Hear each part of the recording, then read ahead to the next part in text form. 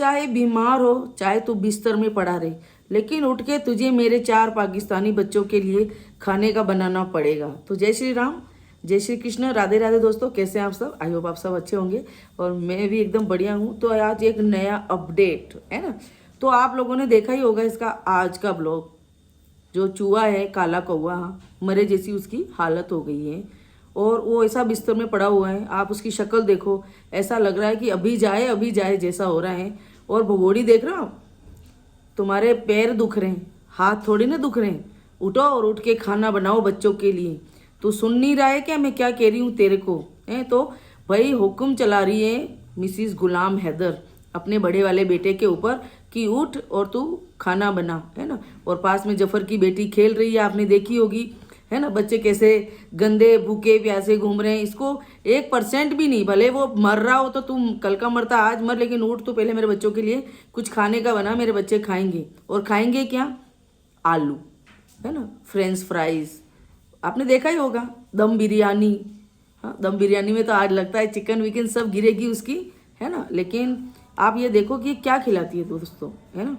और सचिन कैसा रो रहा है, बोल रहा है मेरे घर में दूध आता है 1 किलो दूध तो ये पी जाती है। सुनना आप उसकी, मैं झूठ बोलूँ ना तो उसके ब्लॉग में जाके देखना आप कि 1 किलो दूध ये पी जाती है, 1 किलो दूध की ये दही जमाती है और मीरा का दूध आता है उसमें से ये चाय बना के पी जाती है।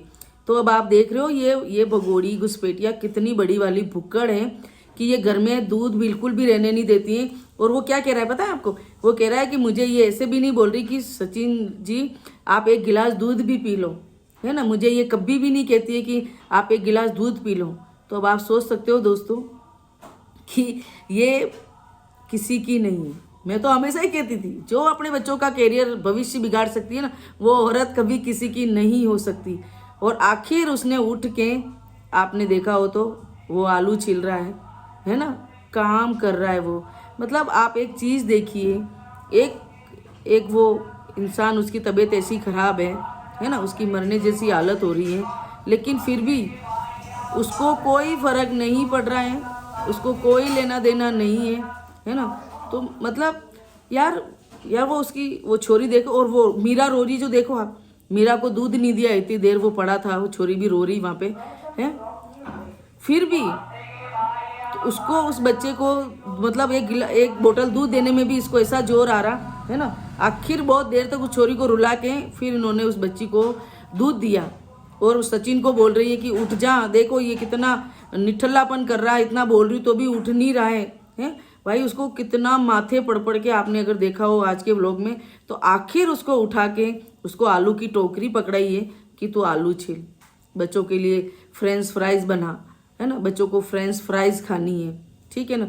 तो मतलब आप ये देखो कि वो रोया ही नहीं है ना, वो रोया ही नहीं है।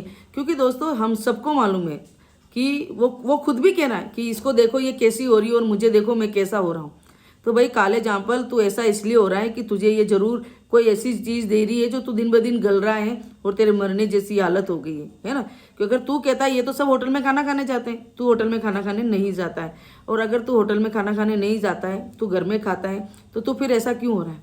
इनको तो किसी को कुछ नहीं हो रहा है, तू ही ऐसा क्यों बीमार हो रहा है, मरे चूहे जैसी तेरी हालत हो रही है। तो इसका मतलब है दोस्तों, ये औरत इसको कुछ न कुछ कर रही है, इसके साथ कोई बहुत बड़ा कांड करने वाली है। जो ये पाकिस्तान में तो वैसे बहुत करके आई है ना, तो हिंदुस्तान में भी करने की सोच रही है, ठीक है ना। आप ये देखो कि गैस के ऊपर कुकर रख रही है, वो कुकर भी उसको रखना नहीं आ रहा, वो लौट के वापस आ रहा है। उसको कितना जोर आ रहा है, जोर से पटका झटकी कर रही है, गैस जला रही है। मतलब एक ही चीज़ है, इसको काम मत कहो आप, ये कोई भी काम नहीं करेगी, है ना।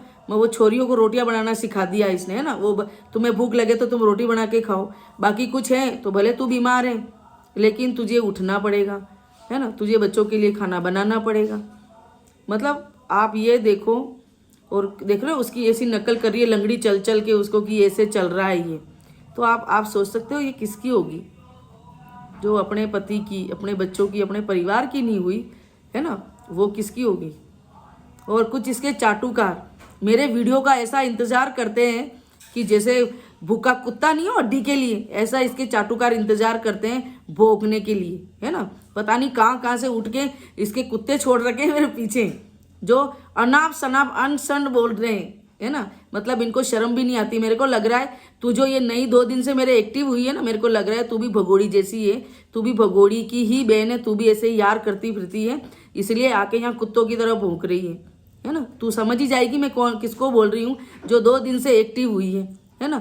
अलग अलग नंबरों, अलग अलग उससे चैनल से अपना मुंह भी नहीं दिखाते, मुंह दिखाने लायक ही नहीं है ये, तो कहाँ से दिखाएंगे दोस्तों, है। आदमी मुंह दिखाने लायक हो तो मुंह दिखाए, नहीं लायक हो तो कैसे दिखाए।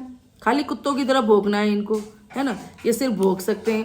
तो ठीक है भाई, भोंको तुम्हें किसने मना किया है, आराम से तुम भोंको, तुम्हें जो करना है सो करो, लेकिन इस भगोड़ी की एक एक सच्चाई मैं सामने ला के रहूँगी, है ना। इसी की एक वीडियो में एक कोई बोल रहा है कि मुन्नी को और राज को पास में मत सुलाया करूँ, है ना, क्योंकि वो बड़ा हो रहा है, और कहना भी बिल्कुल वाजिब है ना। भाई इन छोरियों को सुला, तू छोरी के साथ छोरा क्यों सुला रही है तू, है। हमारे यहाँ नहीं सुलाते, हम लोग बड़े हो जाते हैं तो हमारे तो ऐसा होता है कि बच्चे, बेटी माँ के पास होती है और बेटा बाप के पास सोता है ना, क्योंकि हमें सबको मालूम है हमारे यहाँ पे कि आज का टाइम कैसा खराब है, और जैसा तेरे घर का माहौल है भगोड़ी, उस हिसाब से तो बच्चे बिगड़ के धूल ही होंगे, हैं। वो जफ़र की बेटी देख रहे हो आप, जफ़र की बेटी के पास में इसका बड़ा वाला बेटा सोता है, दोनों छोरियाँ बड़ी वाली उधर सोती है, तो तू लेके सो ना जफ़र की बेटी को। वो रात को तो तेरे पास वो छोरा रहता ही नहीं, वो तो घोड़ा के पास में रहता है। सुला इसको तू अपने पास में भगोड़ी, है। तू सुलाएगी कहाँ, तू तो रात भर गायब रहती है, इन सबको सुला के तू रपू चक्कर रात में।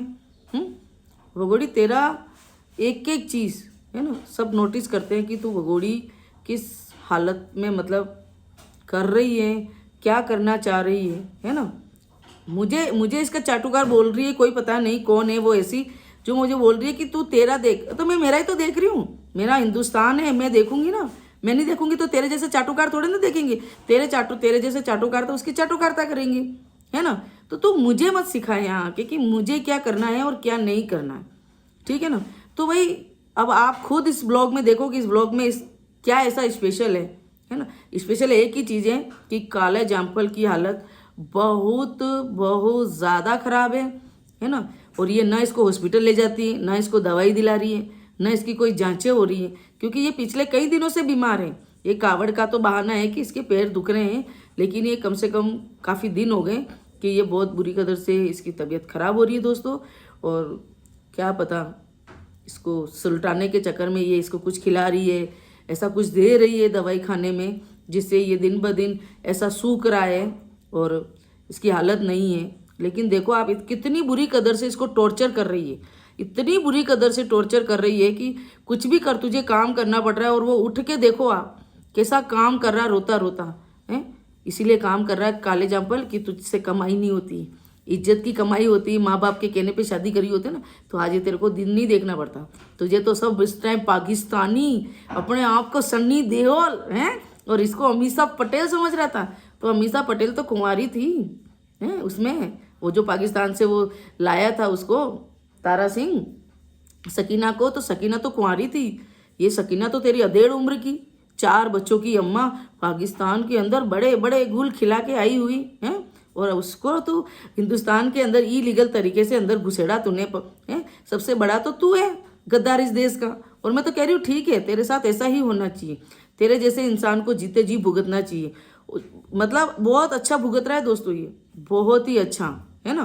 तो आप कमेंट करके बताइए कि इस काले जामफल के साथ जो हो रहा है वो सही हो रहा है। तो जय श्री कृष्ण, राधे राधे, हर हर महादेव दोस्तों।